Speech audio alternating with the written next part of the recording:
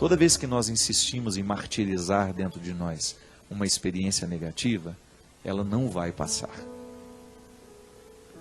E a gente sabe, o tempo é o melhor remédio que nós podemos viver e experimentar e administrar em nós. A dor que me acometia tanto anteontem, a minha preocupação que estava me tirando o sono anteontem, à medida em que eu vou triturando isso, mastigando, administrando do jeito certo, colocando, primeira coisa, a gente tem que fazer aquilo que a gente pode, né? Se tem alguma coisa me preocupando, a primeira coisa, o que eu posso fazer para diminuir essa preocupação? Existe alguma coisa de concreto que eu possa fazer? Então, tá, você tem uma dor, uma traição. Você já foi lá no traidor devolver o lixo dele? Será que você tem alguma coisa engasgada, qualquer coisa que você precisa resolver dentro do seu coração, jogar fora, através de palavras, um choro, sei lá? Alguma atitude sua que possa diminuir essa sensação de desconforto? A gente precisa fazer. É a mesma coisa a preocupação. Quando algo me preocupa e eu descubro naquela preocupação o que eu posso fazer para diminuir o efeito dessa preocupação na minha vida e faço, então eu começo a resolver, abrir as portas para que esse passado comece a passar. Não é?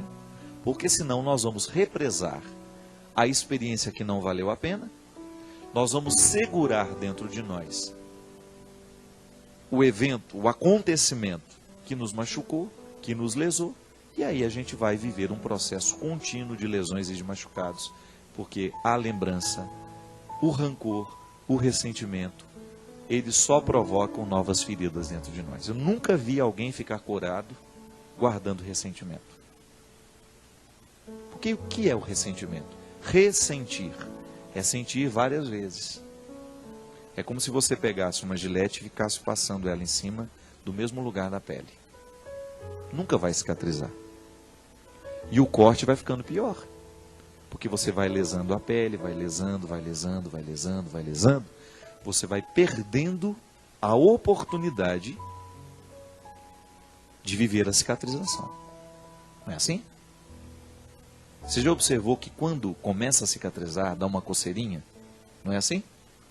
A cicatrização provoca uma sensação de coceira, né? Dentro de nós é a mesma coisa. Pode observar, existem muitas situações afetivas que às vezes nós estamos começando a nos recuperar dela. Aí você tem aquela sensação, vez em quando, de querer retomar, são as coceirinhas da cura. Segura isso daí. Consiga manter sob controle os seus ódios. Consiga manter sob controle os seus ressentimentos.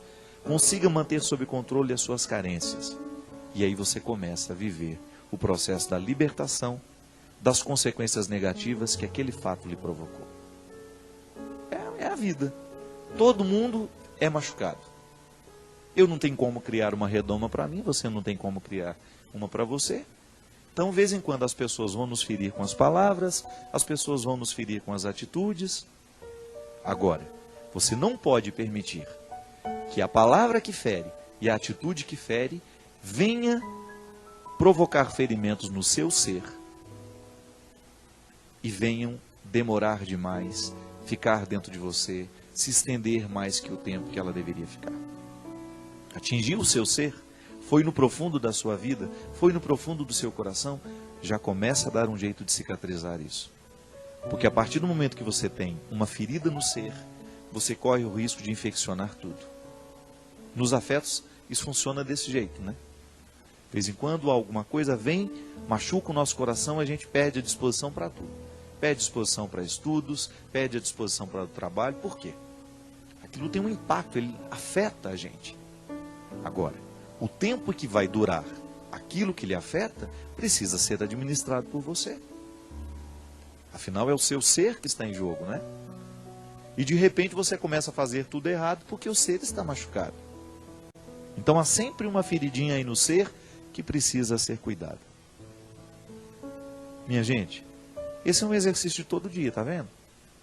Viver a experiência de ser com Jesus é a gente viver o tempo todo, administrar dentro de nós essas curas que nós precisamos viver para que a gente fique parecido com Jesus.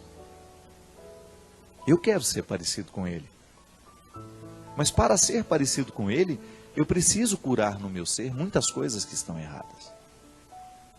Eu preciso, de vez em quando, visitar os meus passados, né? O meu passado, para compreender o presente. Por que às vezes eu sou arrogante?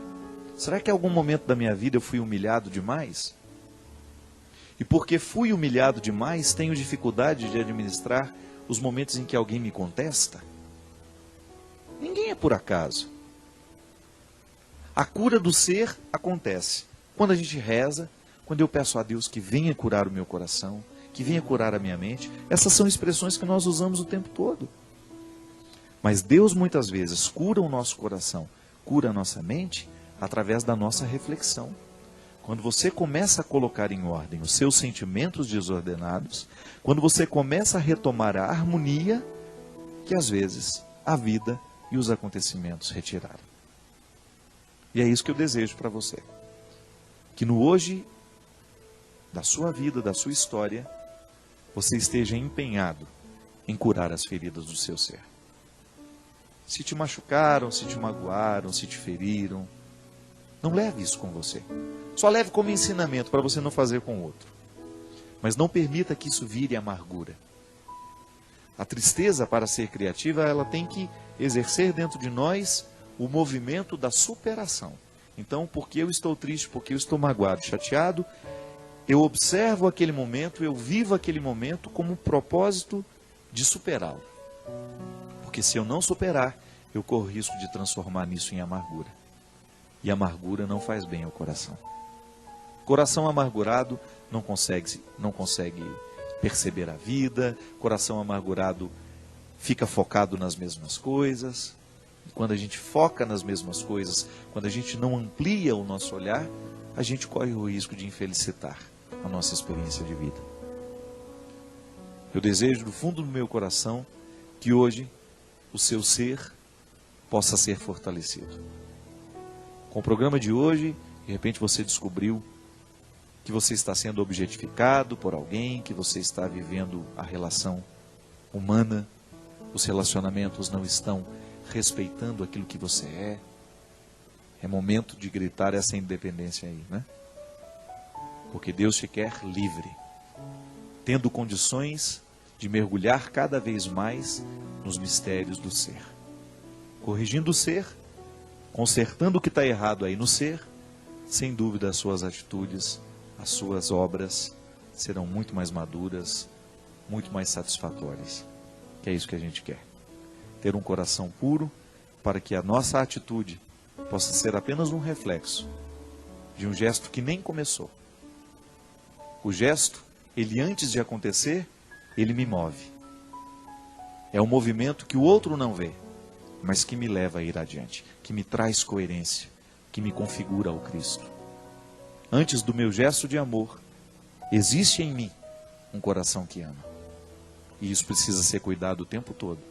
Porque se aqui dentro o coração ficar fragilizado demais, ficar machucado demais, a gente corre o risco de transformá-lo num território infértil. Aí a atitude não vai adiantar nada. Porque quando a gente realiza um gesto de amor, não é só o outro que é beneficiado, mas eu também sou. Porque o amor, assim como faz bem a quem recebe, ele faz muito bem também a quem oferece. O Senhor esteja convosco.